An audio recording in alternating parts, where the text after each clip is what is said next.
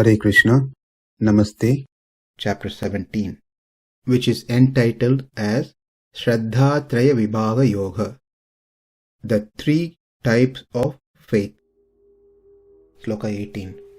Satkāra-māna-pūjārthaṁ tapo dambhena caiva yat kriyate tatiha proktaṁ rājasaṁ calam adhruvam. When the austerity done by mind, speech and body without expecting any rewards, having complete faith in the scripture and in the process that's being done, with only goal to satisfy the Lord, falls into sattvika tapas, austerity. This is what we learned from the 17th sloka. Now in the 18th sloka, how to identify or categorize rājasa tapas has been explained. Let's see the meaning of the sloka. Yat tapaha, the austerity which satkāra, for the sake of respect from others, māna, being honored by verbal praise, pūjārthaṁ, for the sake of earning their salutes and such other physical gesture of adoration, dambhena caiva, and also with self-praise, kriyate, is performed iha, in this world of three types, that austerity, calam, flickering because it causes fear or loss even while being enjoyed, adhruvam, temporary, yielding not lasting result, rājasaṁ, in the mode of passion, characterized as rajasic, proktaṁ, is said to be. Translation: penance performed out of pride and for the sake of gaining respect, honor and worship is said to be in the mode of passion. It is neither stable nor permanent. This is exactly opposite to the austerity that is performed in the mode of goodness. In the mode of goodness, one doesn't expect anything in return, whereas austerity done in mode of passion always expect some reward. In mode of goodness, one does not do the austerity for any mental respect, verbal praise and physical adoration, whereas here in mode of passion one always expect mental respect, verbal praise and physical adoration. In mode of goodness one is not interested in self-praise, whereas over here he is into the self-praise program. Now let's see what's been said in the sloka. Satkāra means respect, māna means glorification or honor, pūjārthaṁ, worship.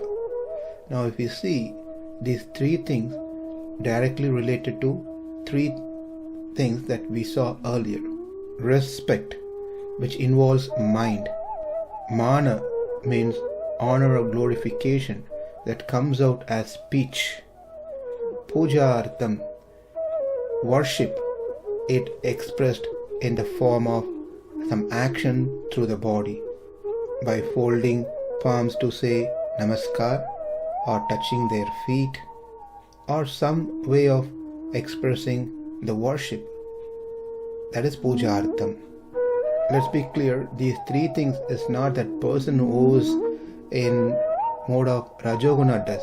He doesn't show respect to others, he doesn't glorify others, he doesn't worship others. Rather, he wants to be respected by others, he wants to be glorified by others, he wants to be worshipped by others. Satkāra-māna-pūjārthaṁ, when the austerity is undertaken with the aim that others should honor the doer by their mind, their speech and their body, then it is said to be born of Rajas passion. Sometimes during the festivals, the organizer of the program may forget to thank a particular person, a devotee, certainly not intentionally, but that person gets so much offended because their name has not been mentioned. This is just an example. Like this, when we are expecting satkāra-māna-pūjārthaṁ, then we should know we are in mode of rajoguna, which is not what we want to be in Krishna consciousness, in the path of bhakti. If we are doing Nirjal Ekadeshi, where one doesn't even take a drop of water, so that people can see how austere I am, then they will start glorifying me. I will chant not just 16 rounds, but I will chant 64 rounds, 80 rounds a day. When people come to know, they will start worshipping me. Even though I have some physical challenges or not well, I do my service thinking people will respect me for my dedication. So these are all signs of Rajoguna. When the Ekadeshi is done because the scripture says so, which will make the Lord happy, then that falls into mode of goodness. When we chant our rounds every day with the consciousness that this is a glorification of the Lord, then it is in mode of goodness. When we do services having the clear understanding that is my eternal position, and be thankful for the service opportunity and continue to do the service in spite of any difficulties and challenges, then it is said to be in mode of goodness. Whereas a person who is in Rajoguna does everything opposite. He expects respect, he expects honor and glorification, he expects worship, and more than ever, dambhena. He indulges in praising himself. If he feels that he is not glorified sufficient enough, he will glorify himself. He doesn't wait for others to glorify him. He can speak hours together to talk great about himself. Such people will hate to hear others being glorified. One tries to create an image as a great person, as a pious person, learned person, very generous, kind, by self-praising themselves. Here in Rajoguna, this character is hidden. It is subtle. But when we see the Tamoguna, it is much more direct. Let's see an example to understand the differences. Say, I've been asked to come give a lecture somewhere. Then we agree that we will come on that particular day. And after agreeing, start making some statements like, you can give whatever donation you like to give. Usually people give me $500, but it is totally up to you. I'm not particular about how much I get. My intention is to give knowledge to others. Money is secondary. By the way, I also want to let you know that whenever someone invites me or an organization invites me to give lectures, they also invite the media to do video coverage, to be published in the newsletter, internet, etc. Because my lectures are so very popular and appreciated by many. Not that you also have to do the same thing, but if you do that, maybe your program will become more popular. Oh, by the way, for the programs, I usually do not drive. the organizer sends a very luxury car. They pick me and they drop me back. For me, any car is fine to be picked and dropped, but it just gives some kind of glorification or respect to that person who is arranging these things. Oh, one more thing. Usually for my programs, which is organized, there are at least 500 minimum audience. They do very good marketing to get so many people. I'm not sure how much marketing and reach out has been done by your organization, but nevertheless, it doesn't really matter. Number doesn't matter. What matters is our service. Even if one person hears, I'm happy with it. But more than number, it makes use of my time.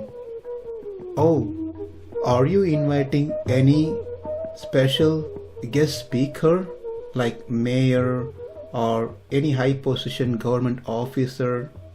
Because the other places where I go, they invite at least one person who's quite famous and in a great position to come and speak about me, my achievements, my awards that I have received so far.